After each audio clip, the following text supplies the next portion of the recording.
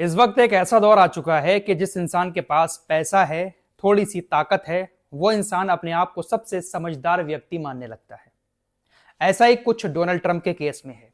Donald Trump के पास दुनिया की सबसे बड़ी ताकत है, 5,000 से ज्यादा परमाणु हथियार हैं, पैसा भी काफी है और इसी के दम पर डोनाल्ड ट्रंप पूरी दुनिया के बॉस बनना चाहते हैं। डोनाल्ड ट्रंप अपने आप को दुनिया का सबसे समझदार इंसान मानते हैं।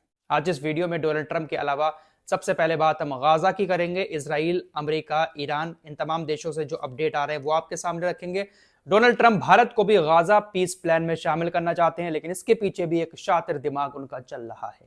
क्या प्रधानमंत्री Narendra Modi Gaza peace plan में शामिल होंगे, और अगर शामिल हो जाते हैं तो इसमें अमेरिका को और इजराइल को कितना फायदा होगा, सारी चीजों पर हम डिस्कस करेंगे। लेकिन पहले बात हम गाजा की कर लेते हैं। गाजा में ट्रंप के द्वारा लाया गया सीजफायर का दूसरा फेस लागू हो चुका है। पहले फेस में कैदियों की अदला बदली हुई थी, जरूरी सामान गाजा के अंदर पहुंचना शुरू हुआ था। दूसरे फेज में यह शर्तें रखी गई थी कि जैसे ही गाजा के अंदर फेज 2 शुरू होगा सीजफायर का, तमाम हमास के नेता अपने अपने हथियार डालकर गाजा छोड़कर चले जाएंगे, या फिर हथियार डालकर हमारे पास सरेंडर करके यहीं पर रह सकते हैं। खबरें ऐसी आ रही हैं कि हमास के कुछ नेता तो अपनी बंदूक डालकर गाजा छोड़ने के लिए राजी हो चुके हैं। इजराइल, अमेरिका उनको एक सेफ रास्ता दे रहा है निकलने के लिए और दूसरे देश में बसने की भी जगह दे रहा है। लेकिन अभी भी कुछ नेता ऐसे हैं हमास के जो गाजा छोड़ना नहीं चाहते हैं। हमास के कुछ नेताओं ने गाजा पट्टी छोड़ने का इरादा बना लिया है और उनका नया ठिकाना तुर्की होगा। साथ ही साथ ऐसी भी खबरें आ रही हैं कि कुछ हमास के लोग पाकिस्तान में भी पनाह ले रहे हैं। लेकिन कुछ हमास के लोग ऐसे हैं जो गाजा छोड़ने को तैयार नहीं है। और दूसरा फेज जो था इस सीजफायर का, उसमें यही शर्तें थी कि हमास हथियार डालकर गाजा पट्टी छोड़ देगा। अब जब गाजा पट्टी हमास छोड़ देगा तो जाहिर सी बात है, डायरेक्ट ना सही इनडायरेक्टली गाजा इजराइल और अमेरिका के कब्जे में पहुंच जाएगा। और इसी को लेकर डोनाल्ड ट्रंप लगातार आगे बढ़ भी रहे हैं। आपको मैं बता चुका हूं कि डोनाल्ड ट्रंप ने गाजा के लिए गाजा बोर्ड ऑफ पीस बनाया है। इस गाजा बोर्ड ऑफ पीस में दुनिया के तमाम देशों को शामिल होने के लिए इन्वाइट कर रहे हैं डोनाल्ड ट्रंप। फ्रांस और कनाडा जैसे देश इस बोर्ड ऑफ पीस में शामिल होने से पहले ही इनकार कर चुके हैं।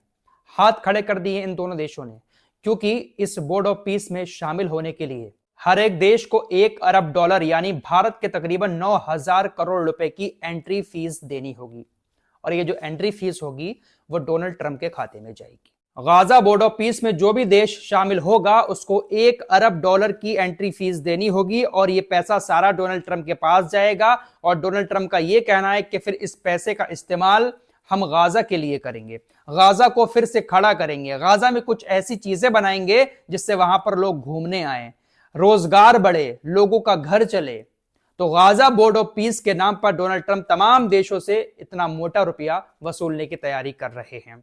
आप तो जानते ही हैं कि डोनाल्ड ट्रंप शांति नोबेल प्राइज के लिए कितने ज्यादा बेचैन हैं। पिछले साल उनको नहीं मिल पाया। दुनिया में कहीं पर भी जा रहे थे, हर जगह यही कह रहे थे कि देखिए, मैं दुनिया के अंदर सबसे ज्यादा जंग रुकवाने वाला व्यक्ति हूं, दुनिया में शांति कहीं पर भी हो रही है तो मैं लेकर आ रहा हूं। इंडिया पाकिस्तान की जंग मैंने रुकाई, गाजा में जंग खत्म की, और यूक्रेन रशिया की जंग भी मैं खत्म करवाने का प्लान कर रहा हूं। शांति नोबेल प्राइज इनको चाहिए है। और एक बार फिर से दुनिया को दिखाने की कोशिश कर रहे हैं, दुनिया के सरपंच बनते हुए, कि देखिए, गाजा में शांति के लिए मैं सबसे आगे आ रहा हूं।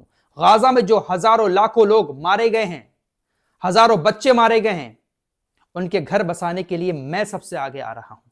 लेकिन पैसा सारे देशों से लेंगे। कुछ देश शामिल हो भी गए हैं, जो डरते हैं वो शामिल हो गए हैं। भारत को भी फुसला रहे हैं डोनाल्ड ट्रंप कि आप भी इस गाजा बोर्ड ऑफ पीस में शामिल हो। अगर भारत शामिल होता है तो $1 अरब की एंट्री फीस भारत को भी देनी पड़ेगी। फिलहाल अभी भारत की तरफ से कोई जवाब नहीं दिया गया है, लेकिन जो बिल्कुल डरपोक देश हैं, जो अमेरिका के कहने पर चलते हैं, हाँ में हाँ मिलाते रहते हैं, कुछ देश शामिल हो चुके हैं। लेकिन इजराइल इसमें शामिल नहीं हो रहा है। इजराइल इसमें शामिल इसलिए नहीं हो रहा है क्योंकि इजराइल का कहना है कि इस बोर्ड ऑफ पीस में पाकिस्तान और तुर्की और कतर जैसे देश भी शामिल हो रहे हैं, और इन तीनों देशों का शामिल होना और गाजा के अंदर इनकी थोड़ी सी भी भागीदारी इजराइल के लिए मुसीबत खड़ी कर देगी। इजराइल चाह रहा है कि कोई भी ऐसा देश इस बोर्ड ऑफ पीस में शामिल ना हो गाजा के, जिसकी वजह से इजराइल को कोई दिक्कत आए। इजराइल ने गाजा बोर्ड ऑफ पीस के प्रस्ताव को ठुकरा दिया है। इजराइल इसमें शामिल नहीं हो रहा है। डोनाल्ड ट्रंप से मना कर दिया है बेंजामिन नेतन्याहू ने। नेतन्याहू का इरादा यह है कि सिर्फ और सिर्फ गाजा मेरे कब्जे में रहे। अगर डोनाल्ड ट्रंप इन तमाम देशों को शामिल करेंगे तमाम देश मिलकर गाजा को बसाएंगे तो सबकी वहां पर चलेगी, फिर इजराइल की नहीं चल पाएगी। तो ये लोग आपस में ही एक दूसरे से कट रहे हैं, इनकी आपस में ही नहीं बन रही है, बस सरपंच बनना है दुनिया का हर किसी को। भाई इस साल जो शांति नोबेल प्राइज दिया जाना है वो इन्हीं को दे दिया जाए तो ज्यादा ठीक है, वरना ये शांति नोबेल प्राइज पाने के चक्कर में न जाने क्या क्या करते रहेंगे। फिलहाल इन्होंने नॉर्वे को धमका दिया। ये जो शांति नोबेल प्राइज दिया जाता है ये नॉर्वे की एक संस्था है, नॉर्वे के अंदर है, उसी की तरफ से दिया जाता है। तो इन्होंने नॉर्वे की सरकार को चिट्ठी लिखकर नाराजगी जाहिर की कि देखिए मैं हकदार था लेकिन मुझे शांति नोबेल प्राइज नहीं दिया गया। बहुत सारी बातें इन्होंने नाराजगी जाहिर करते हुए नॉर्वे की सरकार को कही। अब नॉर्वे के राष्ट्रपति ने जवाब देते हुए कहा कि देखिए भाई कि नोबेल प्राइज देने का जो फैसला है वो हम नहीं करते हैं, वो जो संस्था है उसकी तरफ से किया जाता है। एक आजाद नोबेल समिति की तरफ से ये फैसला लिया जाता है कि किसको देना है किसको नहीं देना है, इसमें सरकार की कोई भूमिका नहीं होती है। आप हमें ऐसी धमकियां, ऐसी नाराजगी जाहिर करते हुए चेतावनी ना दें। तो डोनाल्ड ट्रंप कैसे भी करके भाई साहब नोबेल प्राइज पाना चाहते हैं और दुनिया का ठेकेदार अपने आप को समझने लगे हैं। अब ऐसा नहीं है कि सबसे ज्यादा चालाक आदमी दुनिया की यही है, सबसे ज्यादा समझदार आदमी यही है। सरपंच इसलिए बनना चाह रहे हैं क्योंकि 5000 से ज्यादा परमाणु बम है इनके पास, बड़े बड़े फाइटर जेट हैं, बड़े बड़े जो देश है दुनिया के अंदर ताकतवर, उन 4-5 देशों की ताकत मिलाकर अकेले अमेरिका के पास ताकत है। इसीलिए कोई भी कैसा भी राष्ट्रपति बने दुनिया का, वो दुनिया को धमकाता है।